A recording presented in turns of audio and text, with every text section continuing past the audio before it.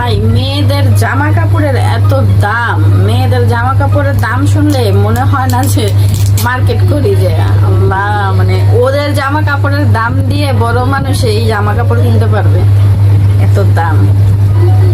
কি আর করার, দাম থাকলেও তো বাবুদের তো কিনে দিতেই হবে, তাই না? এই যে আমার মার জামা কাপড়, এটা কিন্তু পাওয়ারের চশমা না, এটা স্টাইলিশ চশমা। আসলে আমি একটা সময় চশমা মানে বাইরে গেলে নর্মালি চশমা পরতাম, আর এখন ভালো লাগে না, তো এটা দিয়ে মেয়ে খেলে জোর করে পরায় দেয়, ঘরের ভিতরে পরে বসে।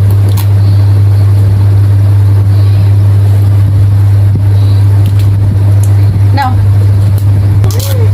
একটা দুইটা তিনটা চারটা প্যান্ট, একটা দুইটা তিনটা চারটা, হ্যাঁ ঠিক আছে।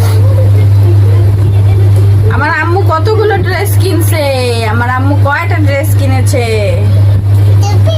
হ্যাঁ, ঈদ তো তোমাদের, ঈদ তো ছোট বাচ্চাদের, তাই না? ঈদ তো তোমাদেরই, বড় মানুষ আমরা বড় হয়ে গেছি, আমাদের কি আর ঈদ আছে? ঈদ হচ্ছে তোমাদেরই। আমরা অনেক মজা করছি আমাদের ছোটবেলা, যে মজাগুলো তোমরা এখন চাইলেও পারবা না করতে। এই যে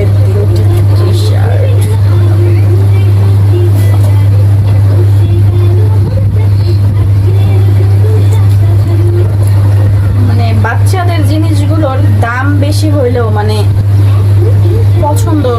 পছন্দ হয়।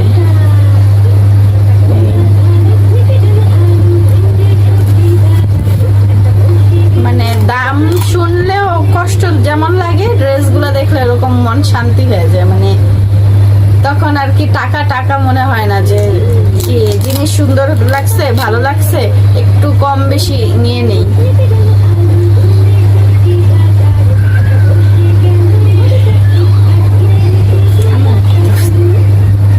ও যে একা একা জুতা, ওয়াও তুমি একা একা জুতা পরছো, ওয়াও। এগুলো এখন সবগুলা বাস করবো কে? মানে ঈদ আসলে এই হচ্ছে একটা আনন্দ, ঠিক না? মার্কেট করার পর সবাইকে মার্কেট দেখাতে হয়, তারপর আবার ভাঁজ করে রাখতে হয়, আবার একজন এসে বলে দেখাইতে, আবার তাকে দেখাইতে হয়। আর আমরা তো ছোটবেলায় ড্রেস আনার পরে আলমারিতে লক করে রাখতাম যে এটা কাউকে দেখতে দিবা না। আসলে ছোটবেলার দিনগুলো মানে মনে পড়লে কিচ্ছু ভালো লাগে না।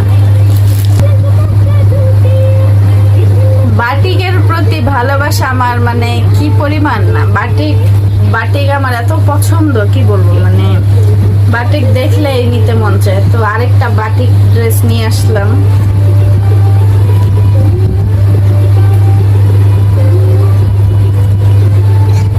মানে মার্কেটে আমি যখন দেখছিলাম এটাকে আমার সবুজ কালার মানে পিত কালার মনে হয়েছিল, কিন্তু বাসায় আনার পরে আমি দেখতেছি কালো। মানে এই যে দেখেন টার্সেল গুলো কিন্তু পিত কালার, তো আমি বুঝলাম না আমাকে কি পাল্টায় দিল নাকি।